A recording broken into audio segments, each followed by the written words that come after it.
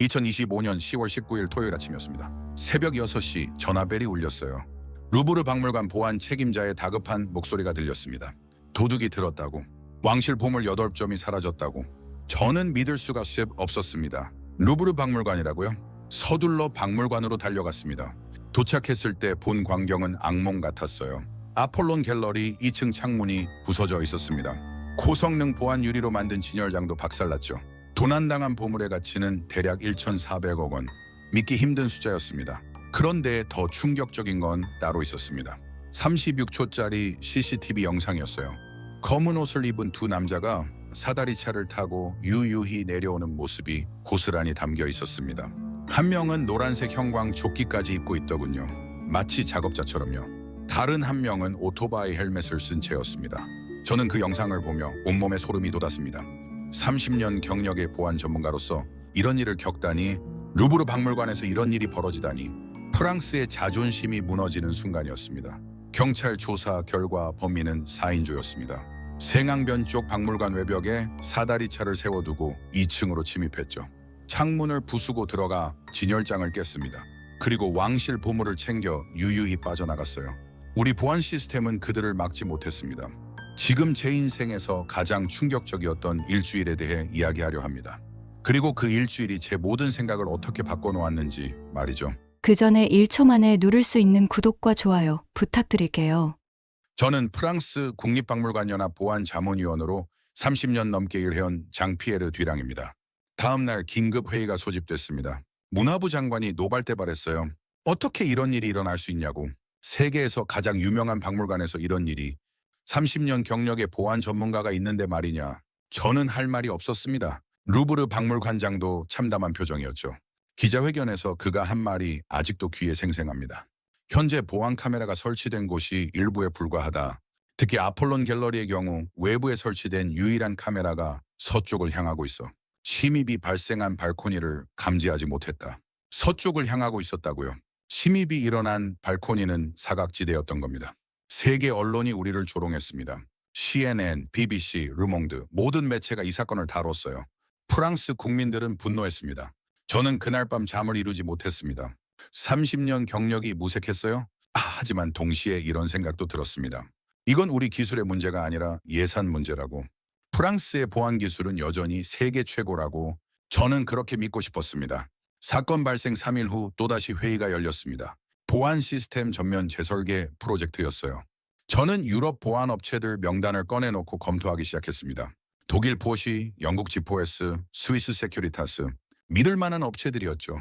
그때 젊은 직원 한 명이 조심스럽게 말했습니다. 자문위원님, 아시아 쪽 보안업체도 검토해보는 게 어떨까요? 특히 한국의 경우 최근 기술력이. 저는 그 말을 끊었습니다. 한국 웃기는 소리 하지 말게. 한국이 뭘 한다고? 우리 루브르는 1794년부터 있었네. 한국은 그때 뭘 하고 있었나? 보안이란 건 수백 년의 노하우가 필요한 거야. 삼성이나 LG가 핸드폰이나 잘 만들면 됐지. 다른 위원도 고개를 끄덕였습니다. 맞아요. 보안은 유럽의 전문 영역입니다. 특히 우리 프랑스가 선도해온 분야죠. 저는 그렇게 확신하고 있었습니다. 아시아 국가들, 특히 한국 같은 나라가 유럽의 보안 기술을 따라올 수 있을 리 없다고요. 제 30년 경력이 말해주고 있었으니까요. 아니, 제가 그렇게 믿고 싶었던 것 같습니다. 하지만 프랑스 정부는 달랐습니다. 이번 사건으로 국제적 망신을 당한 후였어요. 문화부는 일단은 결정을 내렸습니다. 전 세계 보안업체 공개 입찰, 이번만큼은 완벽해야 한다고.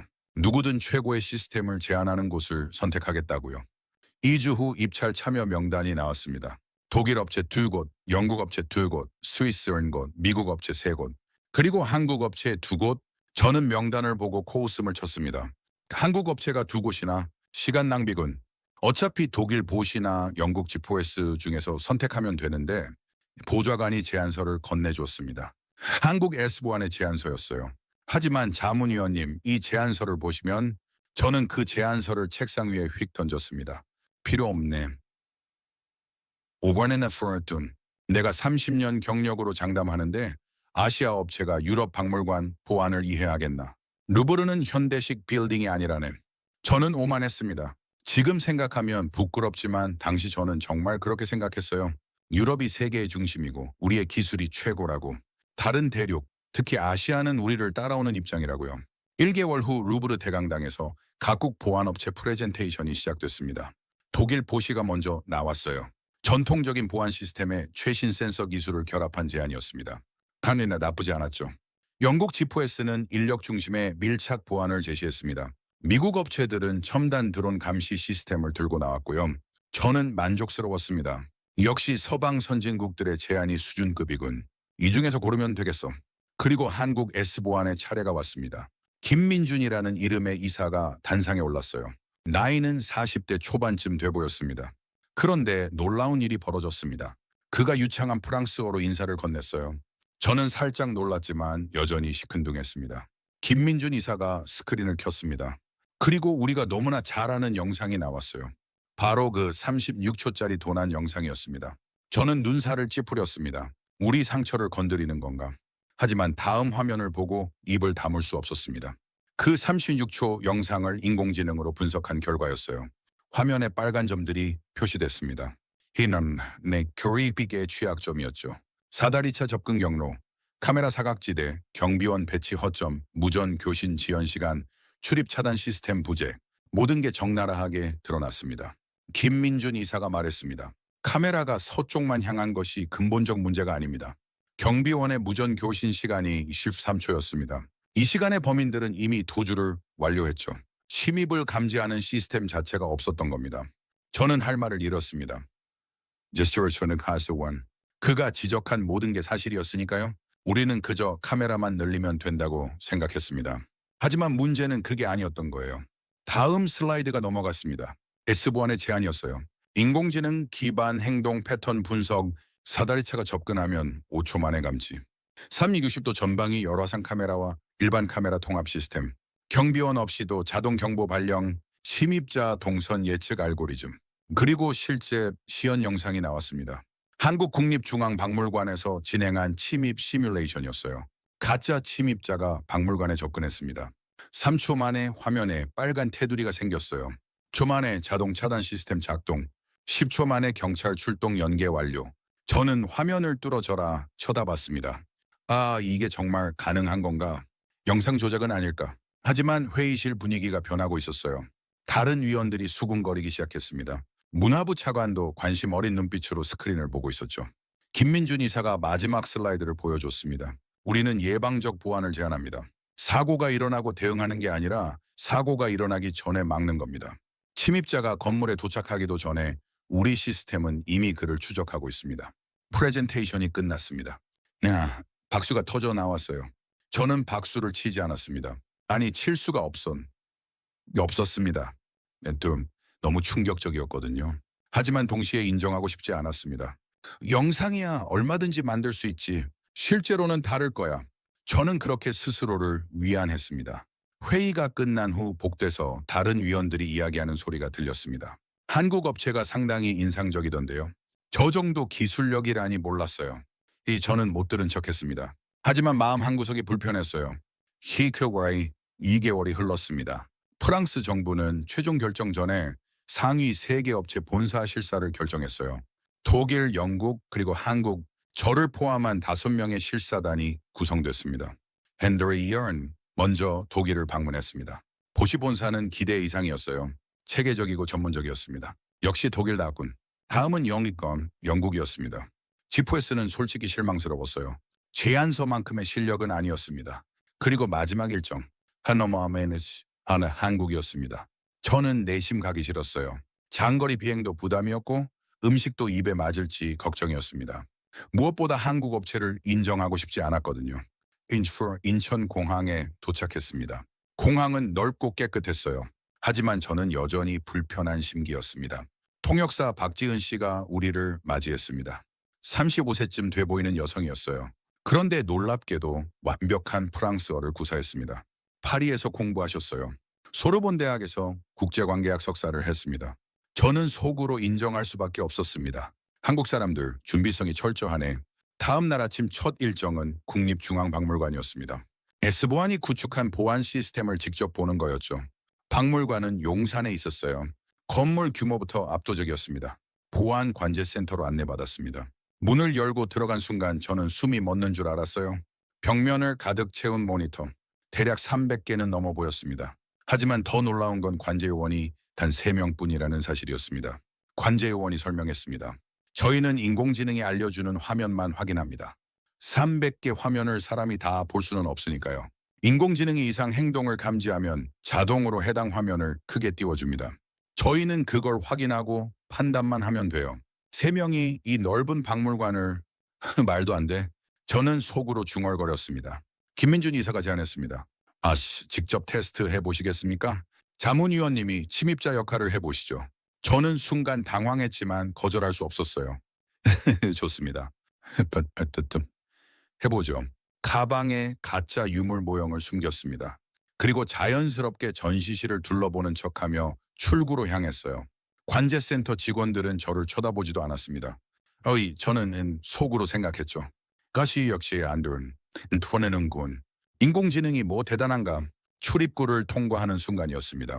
비비비비 경보음이 울렸어요. 저는 깜짝 놀라 멈춰 섰습니다. 3초도 안 걸렸습니다.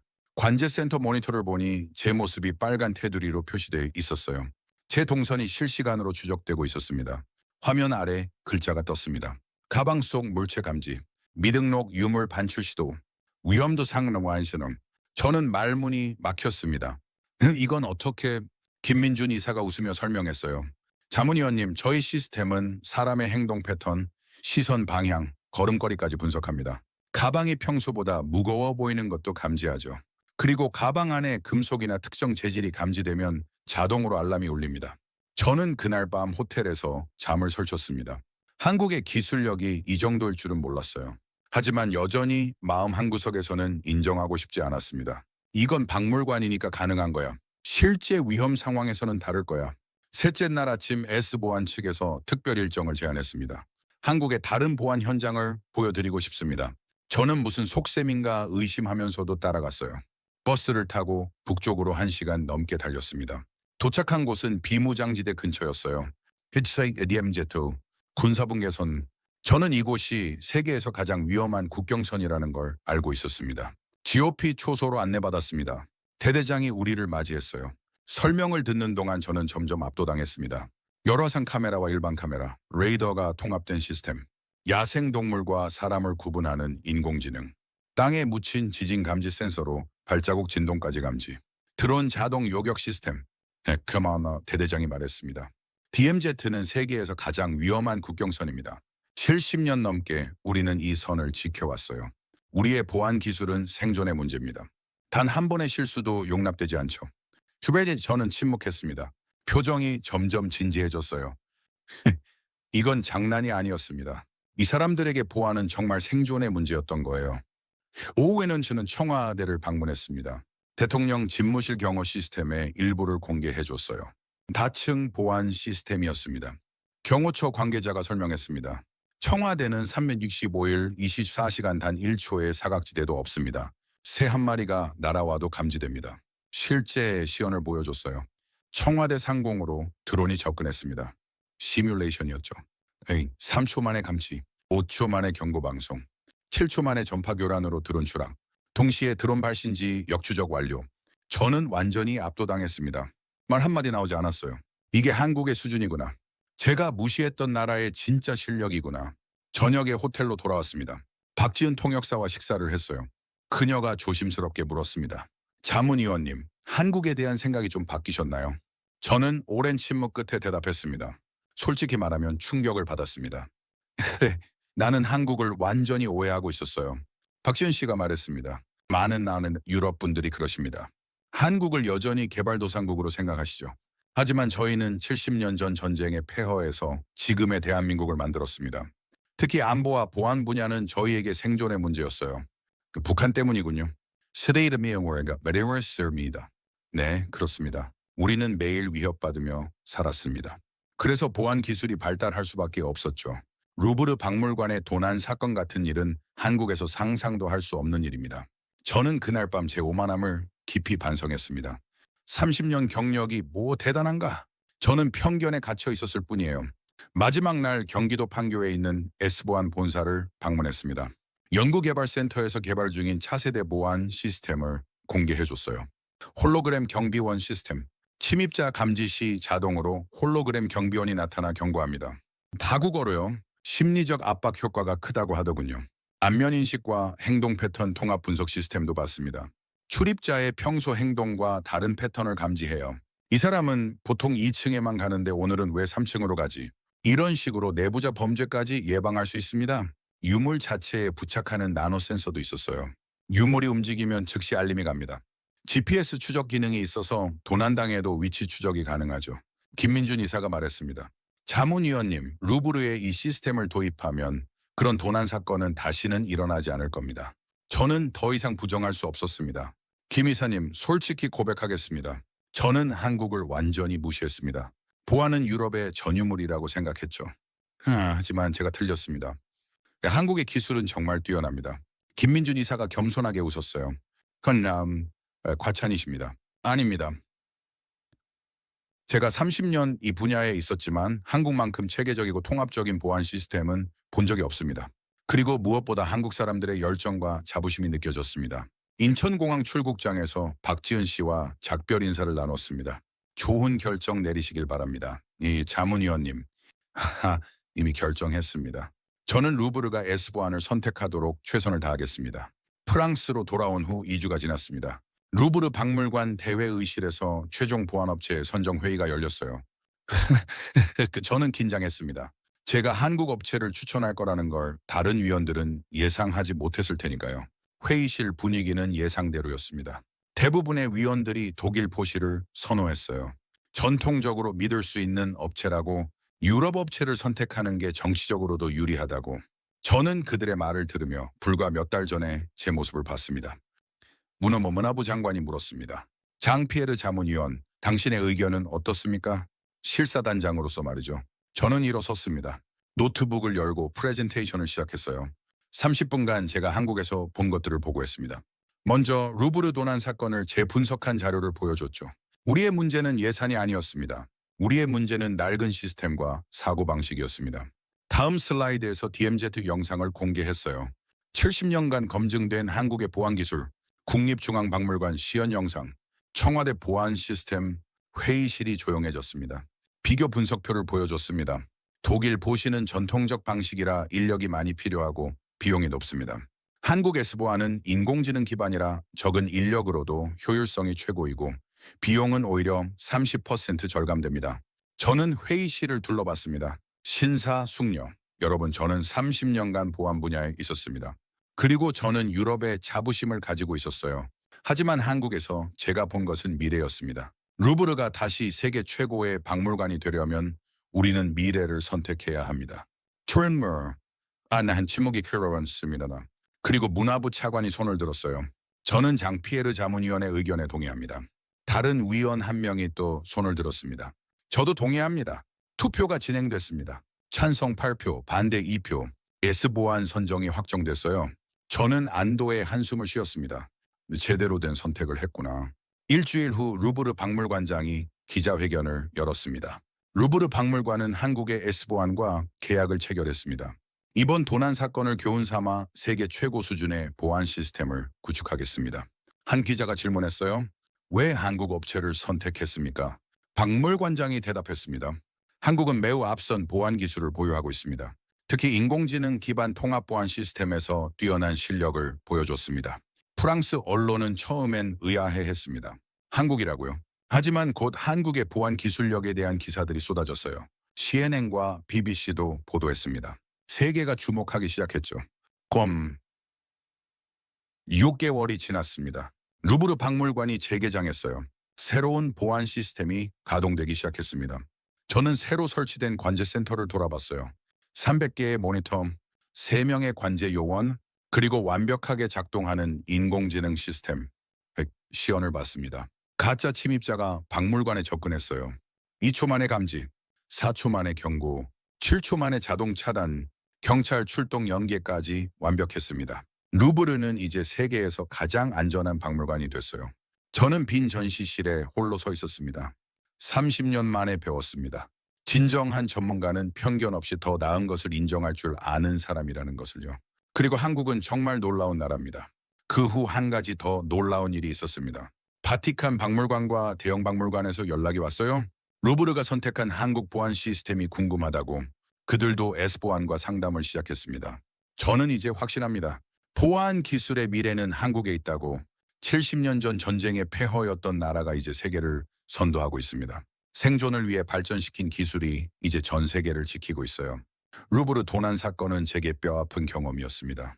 하지만 그 사건이 없었다면 저는 평생 편견 속에 갇혀 살았을 거예요. 한국을 무시하고 유럽만이 최고라고 믿으며 말이죠. 지금 제 책상 위에는 한국에서 받은 선물이 놓여 있습니다.